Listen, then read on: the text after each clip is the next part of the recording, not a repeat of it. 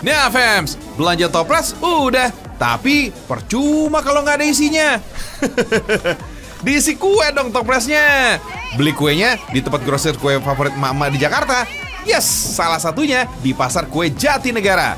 Joy juga bakal ngasih lihat nih tempat pembuatan kuenya. Namanya Kue Kering Pusaka Kuitang.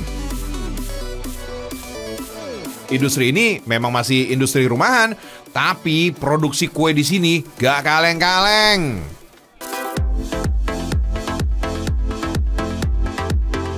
Industri pembuatan kue kering ini di kawasan Senen, Jakarta Pusat ini sudah ada sejak 90-an nih, Fems. Makanya, soal rasa, so pasti jaminan mutu. Meski kue kering kekinian sudah menjamur, tapi kepopuleran kue klasik ini tentu masih bisa diadu. Makanya, di sini ada 5 varian kue kering, yaitu kue keju atau kastengels, nastar, putih salju, lidah kucing, dan yang jadi juaranya, kue kacang, Fems. Tapi menariknya, kue kering Pusaka Kuitang ini juga sering dikenal dengan kue kering musiman Kuitang. Soalnya kue kering di sini hanya muncul menjelang bulan suci Ramadan hingga Lebaran tiba. Selain dari itu, industri rumahan ini nggak beroperasi, Fems. Tapi jangan salah, Fems. Meski hanya muncul setahun sekali, produksinya nggak main-main loh.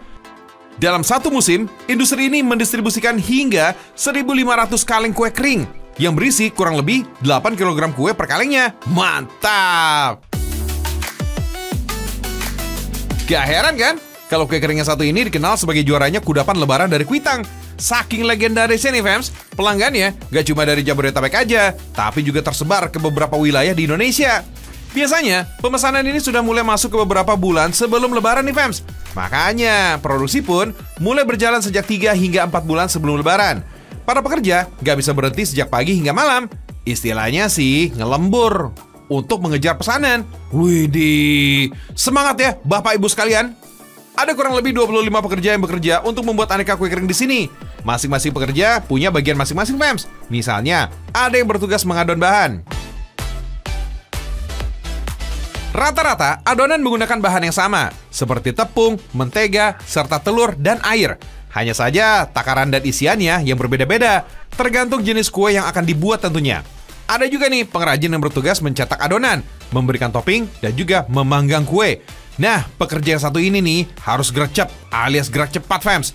Salah-salah aja kue bisa gosong nih kalau nggak cekatan membolak-balik posisi adonan.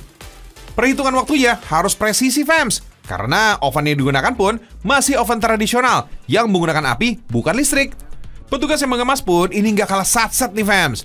Soalnya setelah dianginkan, kue ini nggak bisa terlalu lama dibiarkan berada di luar wadah. Bisa-bisa kue malah masuk angin dan kualitasnya pun menurun. Waduh, jangan sampai dikomplain pelanggan nantinya ya. Fems, selain menjadi kudapan wajib saat lebaran, kue kering ini ternyata punya berbagai sejarah yang unik loh. Seperti misalnya kastengels. Kue ini berasal dari kata kas yang berarti keju dan stengels yang berarti batangan. Pada masa lalu, kue ini pernah menjadi mata uang untuk bertransaksi dan dibarter dengan barang lain. Komposisi yang terbuat dari keju membuat kue ini jadi camilan yang cukup bergengsi, Fems. Di Indonesia sendiri, pada zaman kolonial, kue kering hanya disajikan di rumah-rumah pegawai dan pejabat Belanda, serta kalangan priai. Soalnya, kue ini dikategorikan sebagai kue kelas atas. Sampai sekarang pun, kue-kue kering ini juga banyak yang masih dikategorikan sebagai kudapan mahal, Fems. Soalnya, bahan dan alat yang dibutuhkan pun ini juga memang cukup menguras kantong. Nah, dengan mempertahankan industri rumahan tradisional seperti ini, pilihan kue kering ini tetap dapat didapatkan dengan harga yang lebih terjangkau dan tentunya dengan rasa yang gak kalah nikmat. Ya kan, Fems?